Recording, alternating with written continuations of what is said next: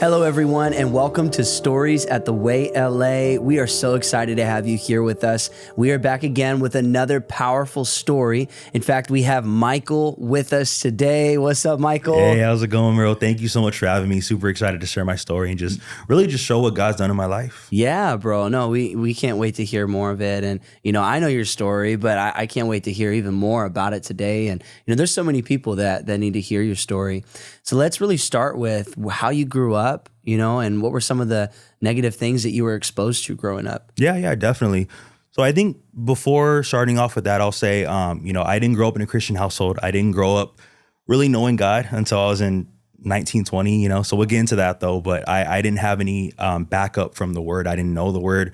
My parents claimed to be Catholic, so we went to church maybe a handful of times, but that was pretty much it. But I never stepped foot in a Christian church, didn't know any of the word at all, so that kind of already started off my struggle with certain things I fell back on, right? But I just wanted to mention that first before anything, That's crazy. But yeah, so my parents have been married for about 29, 30 years now.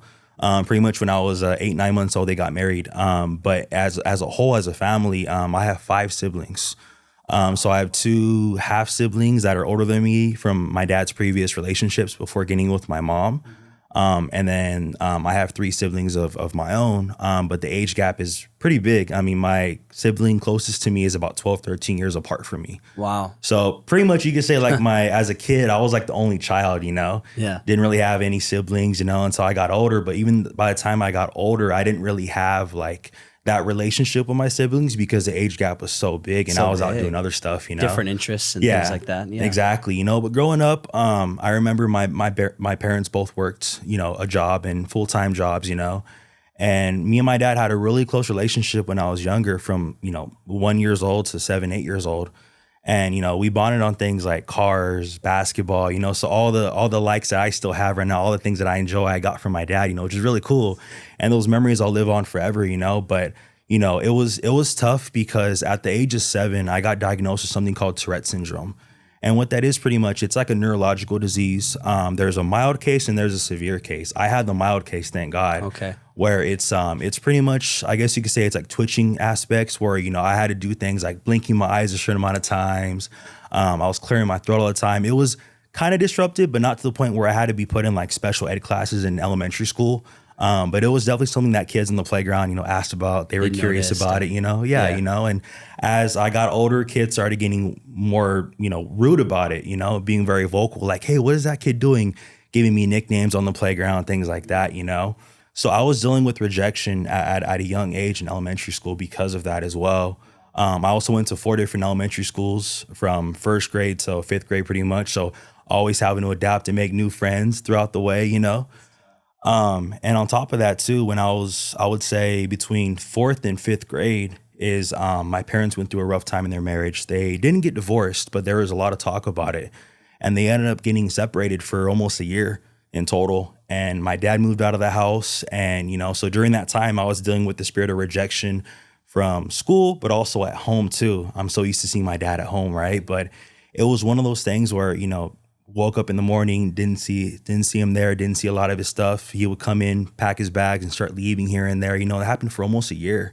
Man. And, as a kid, you play dumb, right? You don't really hear, you pretend like you don't hear these things, right? But I heard my mom talking to my aunts about certain things and what's going on in their marriage and what it might look like a year down the road, And, I was playing dumb, playing it off like I didn't hear it, but I definitely heard it though. I just kept it into myself, Man. And, I was stressing about that, I'm like, is my parents going to stay together? Are they going to get a divorce? And I kept hearing that D word and it kept just knocking in my head.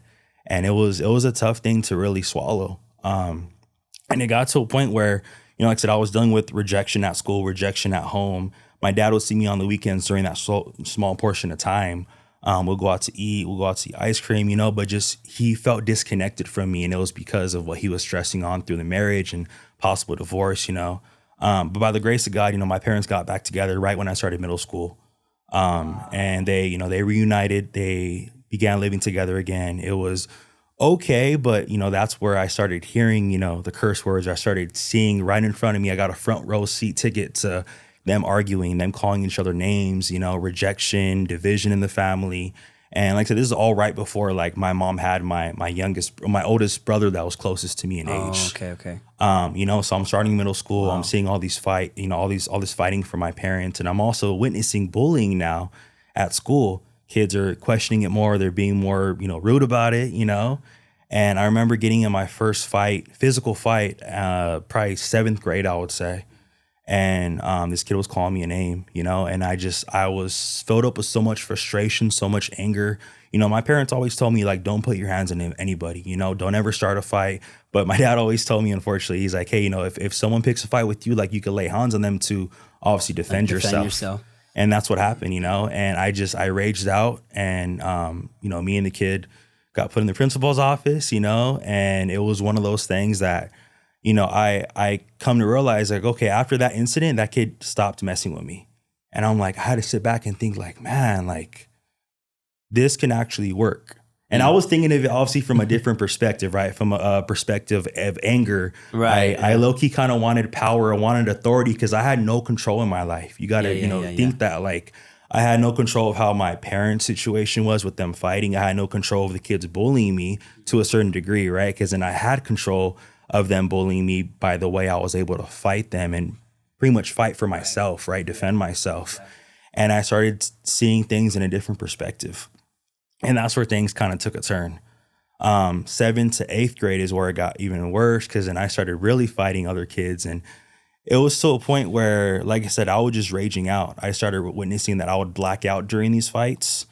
And it got to a point where I kind of didn't recognize myself during those fights. And when you get known as someone who does something, you start encountering that very thing a lot more, and you attract people that are like that too. So I would think even with like the fighting and stuff, like it just probably got worse and worse, and people started knowing you as that person. It became my identity. Yeah, exactly. It became my identity. So I started walking in this kind of, I guess, boldness in a way, where I wouldn't say people fear me during that time. It wasn't to that degree. But then it got to a point where 8th grade summer hit, right? 8th grade, moving on into 9th grade, I was going to start at a high school, of course. Yeah, it's a big deal. And summer of 8th grade, going into high school, transitioning, trying to just build myself up and say, you know what, like, however middle school was, I'm not going to have that be the case in high school. Like leave it all behind. Exactly, okay, that's good. But when I left it all behind, it was a whole different dynamic, I got introduced to the wrong crowd for sure. How that happened, I used to skate a lot with my friends during that time, and we used to always go to these apartment complexes. In this apartment complex, specifically, it was in Riverside. I grew up in Fontana, but these apartments were in Riverside. And there was a potluck at the local apartments where I used to skate with my friends at, and we went over there. And during this potluck, I noticed something really crazy. I noticed the power and authority these gang members had on that small community of that apartment complex. So these friends you were skating with, they were affiliated with gangs, or they were recognizing that these gang members were like having authority over this entire apartment complex. They would tell me like, hey, don't skate past those guys.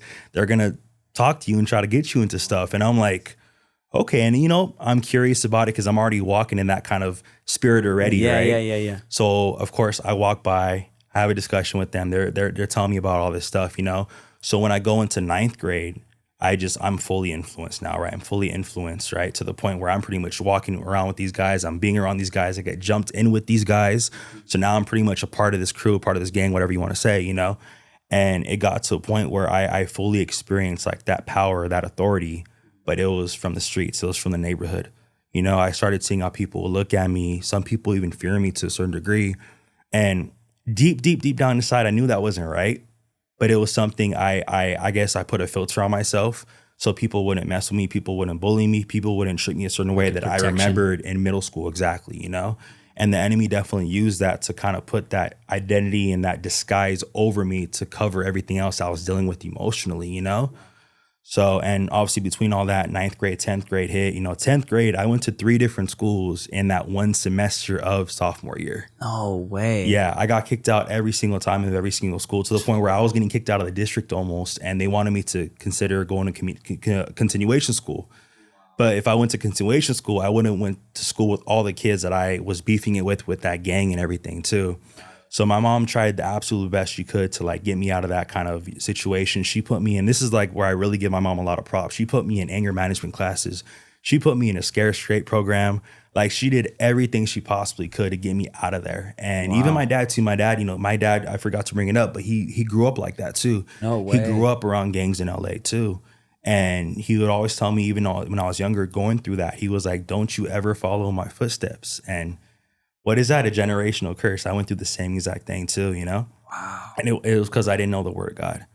I didn't know, the impact that, being of this world could really do to you. I always told myself I believed in God, but it was never to a degree where I'm like, oh yeah, God, like do this in my life. I never even really prayed in my life during that time because I was so focused on me. I was so selfish during those times. I was focused on what will make me feel better, what will make me, get to the next outcome of maybe getting out of this fight or getting put on for this kind of thing, whatever it was, right? And that led me to other things, because I kept seeking this kind of power that, of course, wasn't from God, right? It was from the street. So I got into drug dealing. I did that as a really young age, and it wasn't just marijuana. It was other drugs too. At 9th, 10th grade, I was dealing large drugs, Wow. And not just that too, but also like I was seeking things like women, of course. Lust was a big part of my life during that time because, during that time, during that era, girls liked people, bad boys is what they called them, and it got me in a lot of bad situations, about a lot of bad relationships that I put above me, above God, because I didn't know better.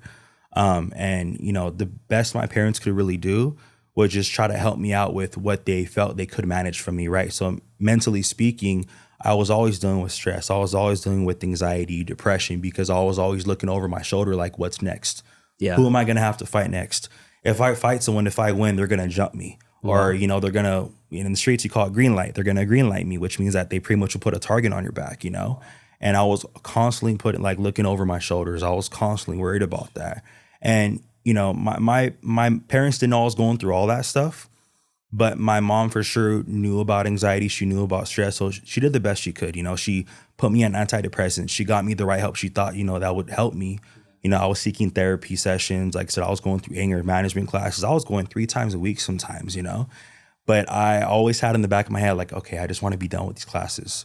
So what would I do? I would put up a front. I'll be double-minded. So I was putting up a front, showing my mom, oh yeah, I'm doing better. I'm doing better. This is helping me a lot, And then eventually I got put out of those classes and I was just able to have that free time to do whatever I wanted.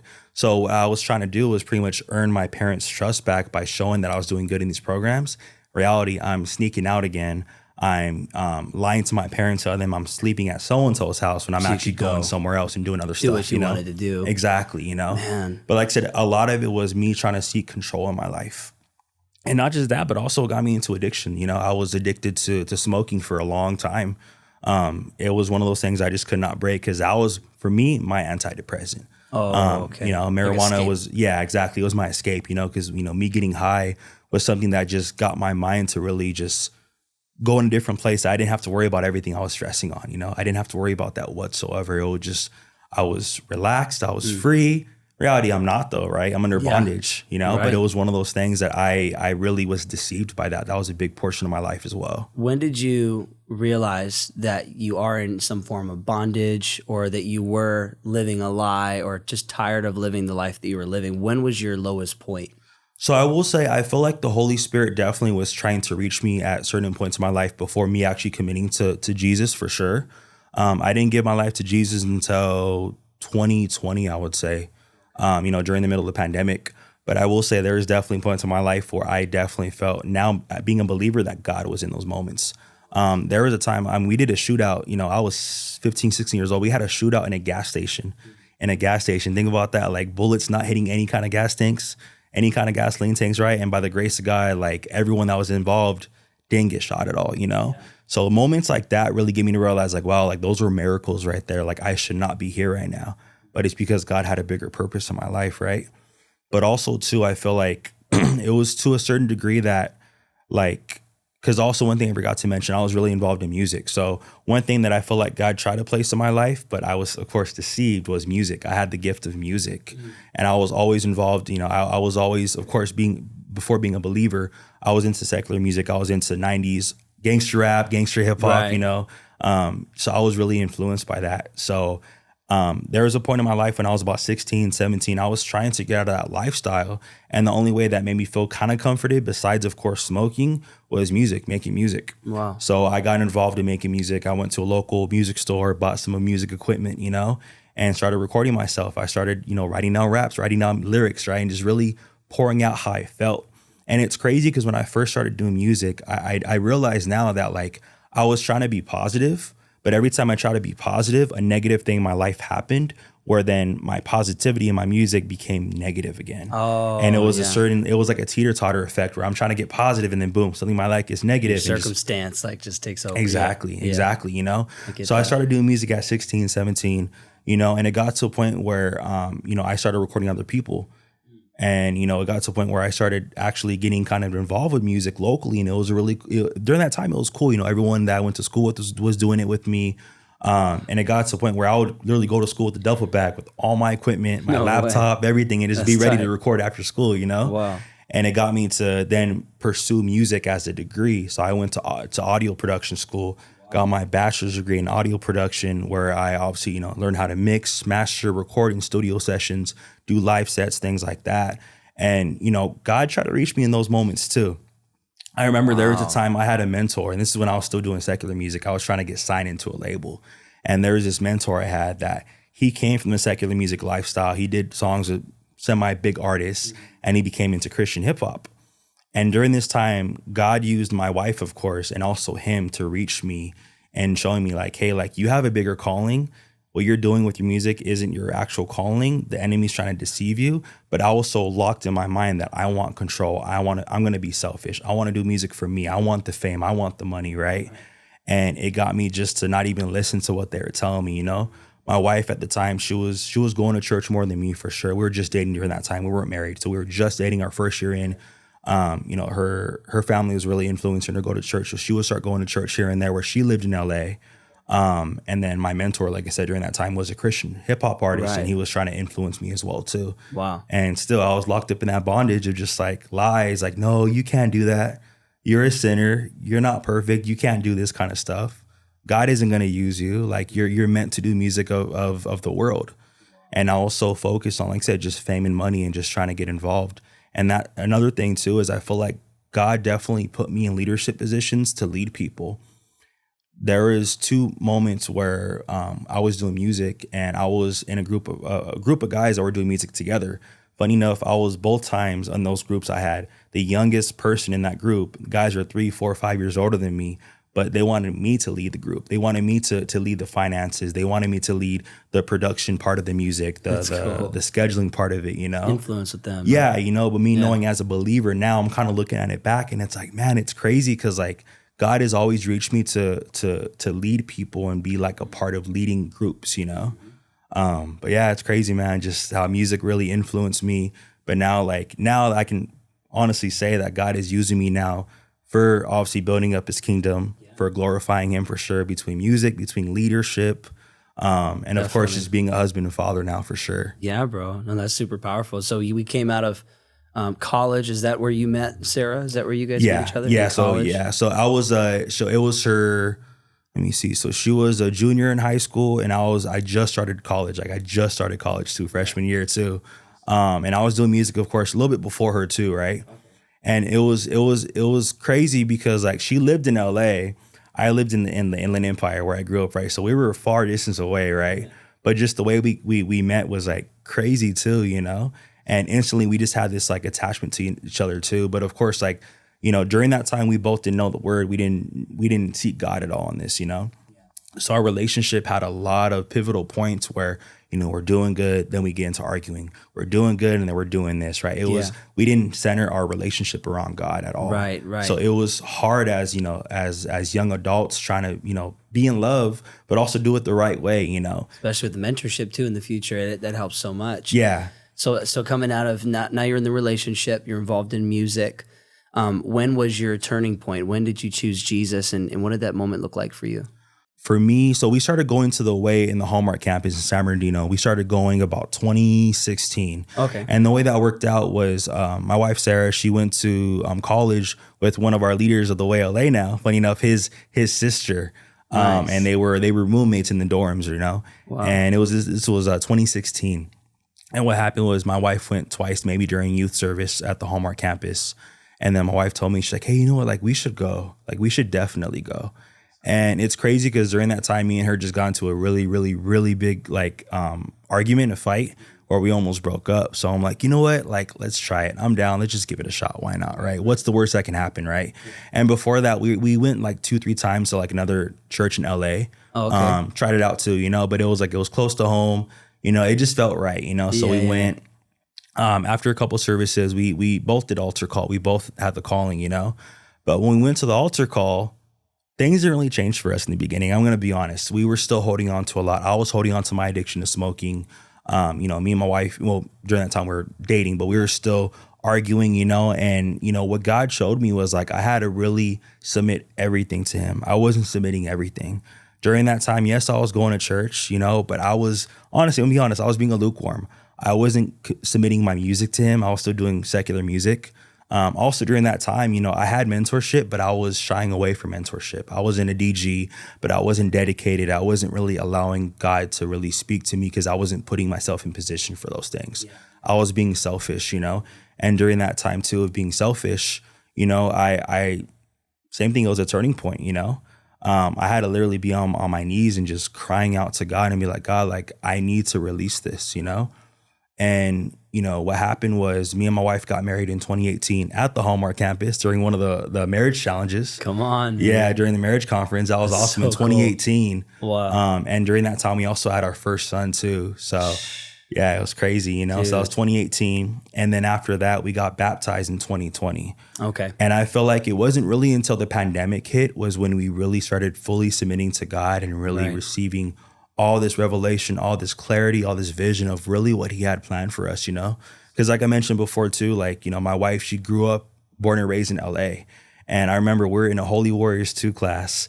And Pastor Gabe was actually speaking during that time too to us. So it was crazy. First it was Thomas and Christine, and then it was after that Pastor Gabriel, you know? And he was speaking to us in Holy Warriors 2. And he's like, yeah, we're going to start up LA campus. Like, I'll love any of you guys, if you're in the LA area, come visit us, come check us out. Me and my wife, we were across the room where we look at each other, we're just smiling. We're like, yep, we're going to go to that, you know? And then we get in the car right after, and then she looks at me and she's like, I think we should go. And I'm like, I think so too. Like instantly just came into agreement, you know? That's awesome. So what God did after that was our first service even being there, I linked up with you. I linked up with Pastor Gabriel, remember? And I remember just seeing the media booth and just thinking like, man, like, okay, God, like if you're going to use me now. And I remember speaking with you, speaking with Pastor Gabriel, and even Ray, I think too, during that time.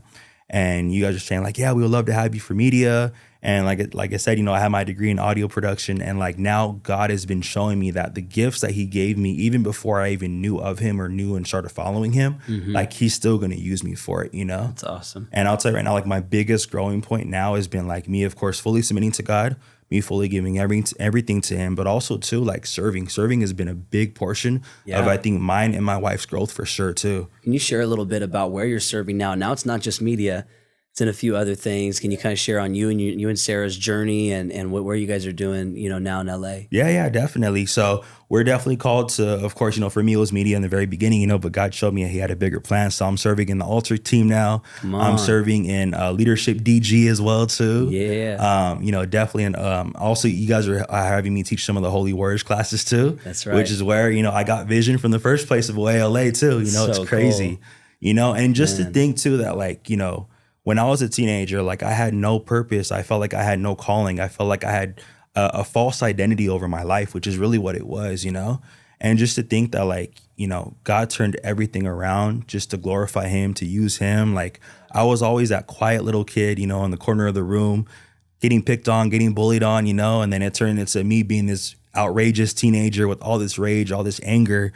And then now God's really shown that like, you know, he's using me for a bigger purpose and a bigger calling that I never thought I would be able to experience until now. Yeah, he is. And what I love about your story, bro, is that you and Sarah, you guys got saved together. Y'all went and got married at the church together, of course. And then you got called into LA together. So there's such an anointing, bro. And there's such a big purpose on your marriage, you know, on you guys reaching other couples, and you guys are already starting to do it, you know, and LA, like man, you guys have so much potential, and then Sarah helping out with the admin and even with Kids World, and love seeing the boys running around, the best, and so I really believe that this is just the beginning, that God has so much in store for you guys, bro. And, if you could say one thing of encouragement, to anybody out there that's listening right now, what would you say to them? I would say, whatever it is you tried in this world, you can try all you want, but you're going to fail if you don't have God in your life. And I feel like if you try God at least once in your life and you fully submit to him, allow him to really use you to show you your purpose. A lot of times that's what happened with me was, during times where I was stressed, during times that I was feeling very emotional, I would turn to things like my addiction to smoking. I would turn to things like my false calling over my life, my false identity I had in my life, And it wasn't until I fully submitted my life to God and really give it to Jesus for him to really show me what I can be with his Holy Spirit inside of me as well, too. Amen. That's powerful. Well, you guys heard his story, and I believe that his story has encouraged you. I believe his story has helped you. Maybe you have gifts of music too. And maybe you hear this story and, just like Michael, you maybe had started using those gifts, not in the way that the Lord had been wanting you to, but when you got to know God, I want you to know, start making music for him, start speaking for him. If you have a gift of like just showing care to others, maybe you were someone who cared a little too much before you met God, but now you know God. Amen. Start caring that much and watch God move through your gifts. God's going to help you. Maybe you're a couple and you know that you need to get married. Get married. Make the decision. God has a calling and a purpose on your life, just like Michael. And so, Michael, thank you so much for joining us today, bro. Your story is powerful. Your story has encouraged people today, and I'm sure everybody is encouraged by it. Thank you guys so much for joining us here on Stories at the Way LA. We heard a powerful story about how God has changed Michael's life, and we know that God has impacted your life as well through this story. Listen, make sure to like, share, subscribe, send a comment to Michael, something encouraging. And, if this story, went ahead and encouraged you, just go ahead and comment and share it with somebody that God is moving, and we overcome by the blood of the Lamb and the word of our testimony, meaning Jesus is in our testimony. And as we tell the testimony, people see Jesus. And so we pray that you got to see Jesus today in Michael's testimony. We love you guys so much. Thanks so much for joining us.